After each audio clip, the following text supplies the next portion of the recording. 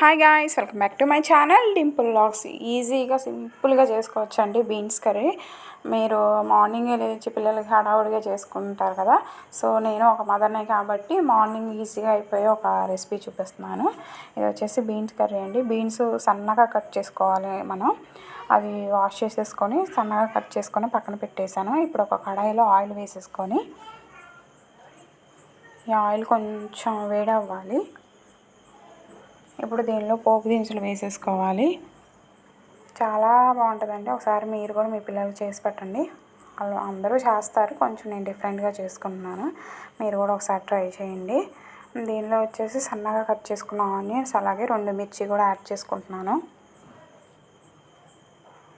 ఇవి మాత్రం బాగా ఫ్రై అవ్వాలి. కర్రీకి ఇదే టేస్ట్ అనమాట. సో ఈ ఆనియన్స్ అండ్ మిర్చి మాత్రం బాగా ఫ్రై అయిపోవాలి. ఆనియన్స్ మాడిపోతే కర్రీ టేస్టే చేంజ్ అయిపోద్దండి. అందుకే దగ్గరగా ఉండి లో ఫ్లేమ్లోనే ఈ కర్రీ ప్రిపేర్ చేసుకోవాలి.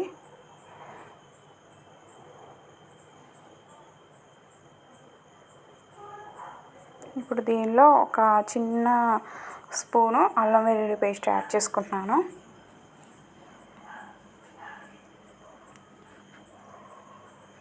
ఇదంతా కొంచెం కలిపేసుకోవాలి.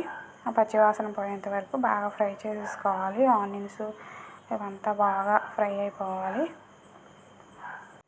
ఇవి బాగా ఫ్రై అవ్వాలన్నమాట. అల్లం వెల్లుల్లి పేస్ట్ అడుగంటుకోకుండా మధ్యలో ఇలా చెక్ చేసుకుంటూ ఉండాలి.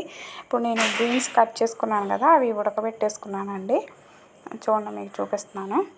బీన్స్ పచ్చివే వేసుకుంటే అసలు బాగోదన్నమాట. ఇలా ఉడకబెట్టేసుకున్నాను నేను. వేసుకున్న ఇవన్నీ వేసేసుకోవాలి. ఉడకబెట్టిన మొత్తం బీన్స్ ఇవి వచ్చేసి ఒక ½ కేజీ కంటే తక్కువే ఉంటాయండి బీన్స్. నాకైతే ఈ కర్రీ ఒక 3 మెంబర్స్కి సరిపోద్ది. మార్నింగ్ అయితే ఈజీగా ప్రిపేర్ చేసుకోవచ్చండి. లంచ్ బాక్స్లోకి ఆఫీస్కి వెళ్ళే వాళ్ళు, స్కూల్స్కి వెళ్ళే వాళ్ళు, కాలేజ్ వెళ్ళే వాళ్ళకి బెస్ట్ రెసిపీ అన్నమాట బీన్స్ కర్రీ. ఆల్మోస్ట్ అందరికీ తెలుసు. నేను కొంచెం డిఫరెంట్గా చేసుకుంటున్నాను. నా స్టైల్లో ఒకసారి చేసి చూడండి, మీకు అర్థమైంది. పసుపు ఒక ½ స్పూన్ యాడ్ చేసుకుంటున్నానండి. ఇది వేసేసుకొని ఒకసారి మొత్తం మిక్స్ చేసేసుకోవాలి.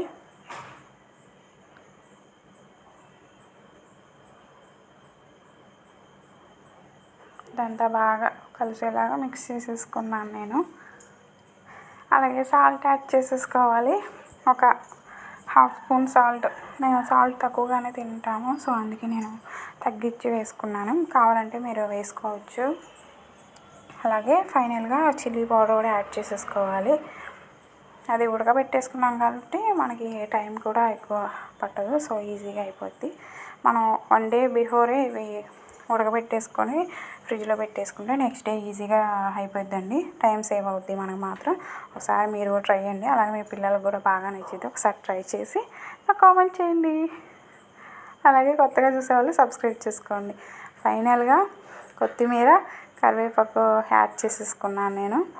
ఇవి వేయటం వల్ల ఫ్లేవర్ బాగుంటుంది, చాలా టేస్టీగా ఉంటుంది. ఒకసారి మీరు కూడా ఇలానే వేసుకోండి లాస్ట్లో కర్రీ దించే ముందు. అలాగే దీనిలో ధనియాల పొడి యాడ్ చేసేసుకున్నాను. ఇది వేసుకోవడం వల్ల ఇంకా టేస్ట్ చాలా బాగుంటుంది. సో ఫైనల్గా కర్రీ అయితే రెడీ అయిపోయింది.